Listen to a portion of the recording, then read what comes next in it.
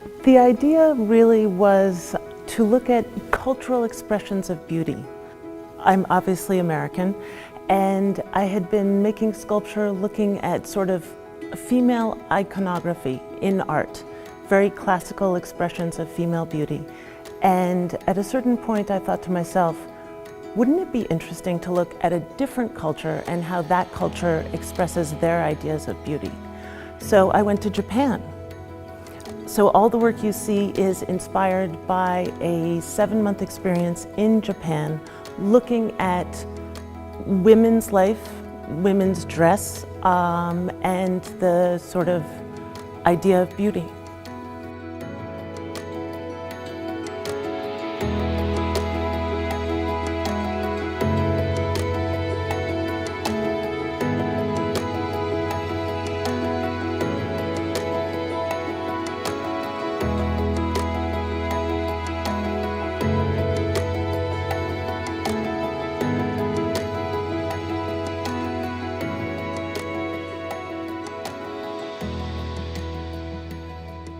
I was on a fellowship that was provided by the Japan-US Friendship Commission, which is an exceptionally generous but completely unstructured experience, which means they basically just give you the money to live for 7 months and you have your sort of vision of what you want to do, but you create your own resources in realizing that. So I settled myself in Kyoto, in Nishijin, which is the kimono making, traditionally the kimono making district. And in my neighborhood were all of the workshops. And I thought, well, if I just walk up and down the street and poke my head indoors, you know, I'll meet the right people.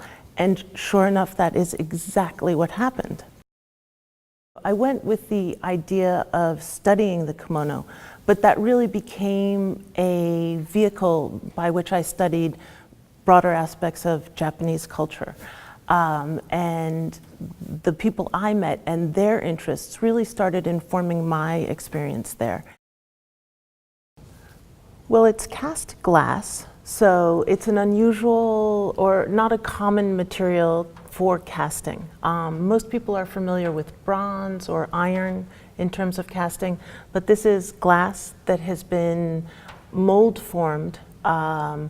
Basically what I do is I build a pure wax positive and form a mold around that, what's called a refractory mold. Okay. And the wax is melted out and the glass is melted in. So it's a very simple, perhaps 5,000-year-old process. It's just, you know, the distinctive things are the pieces are large, yes, and they're complex. So that's what makes the casting challenging. Complex for the viewer or complex to do?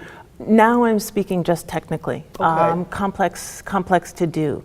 You know, there's a lot of variation from thick to thin, and that makes... Would you point that out to us? So here, like this area is quite thick, you know, maybe 10 inches, 12 inches thick, and then all in the same segment, it's up to here, you know, less than an inch.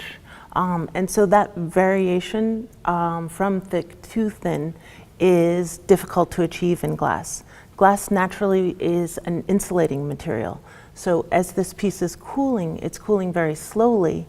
And the reason for the slow cooling is waiting for these thicker areas to even out in temperature with these thinner areas.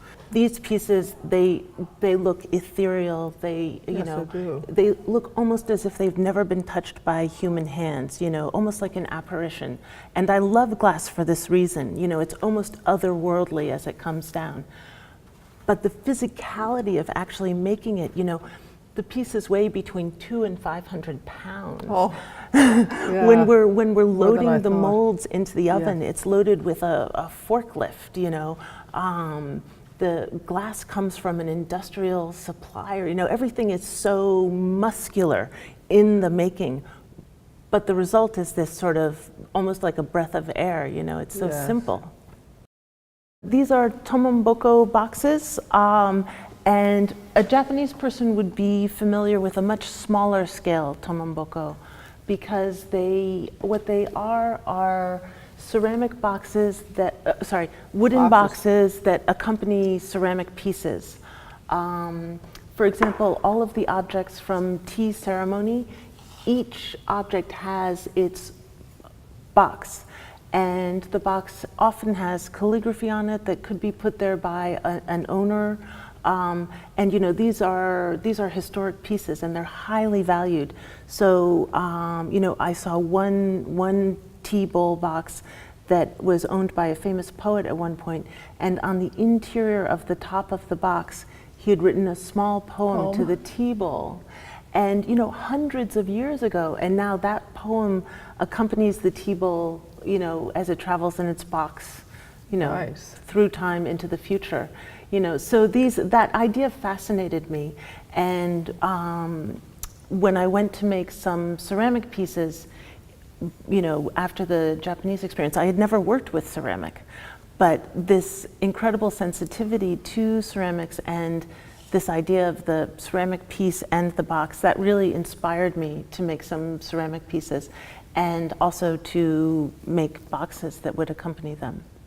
The story of the wood is funny. The ceramic pieces I made during a residency at the European Ceramic Work Center in the Netherlands. And I knew I wanted old looking wood. I didn't want to go out and get some pine boards and, you know, screw them together. So I went to a materials recycling place, and these are actually boards that were used to age cheese. So if you look, you can see these circles, and what they are from is the wheels of cheese were sitting on the boards aging. And you know, then I had to assemble, you know, this is one board, this is another. So I assembled them and constructed the boxes. After the ceramic work, I immediately thought there was a parallel in my mind between the celebration of impermanence in wabi-sabi and mano no aware and rusting metal.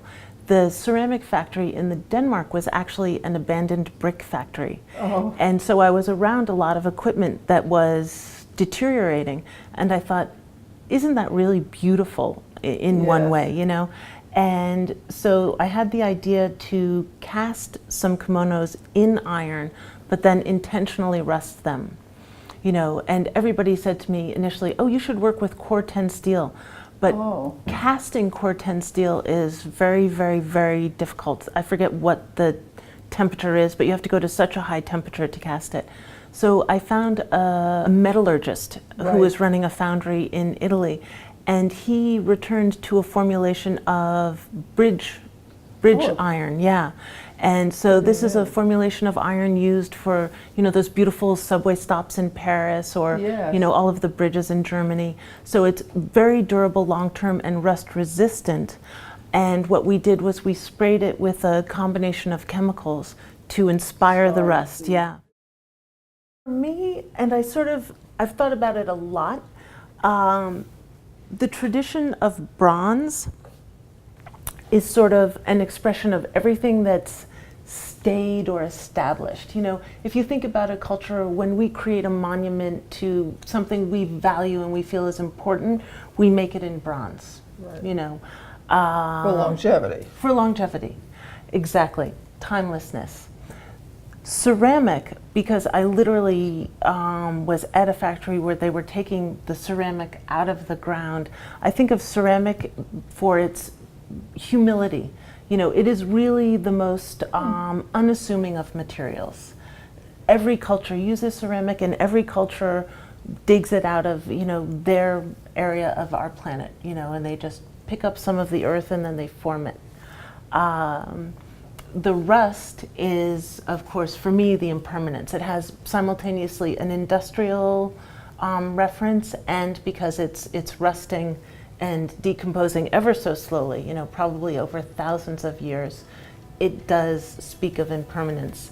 And then the glass, for me, is always this delicate balance between material, like it is, you know, heavy and present and physical, but it's so immaterial because of its translucency.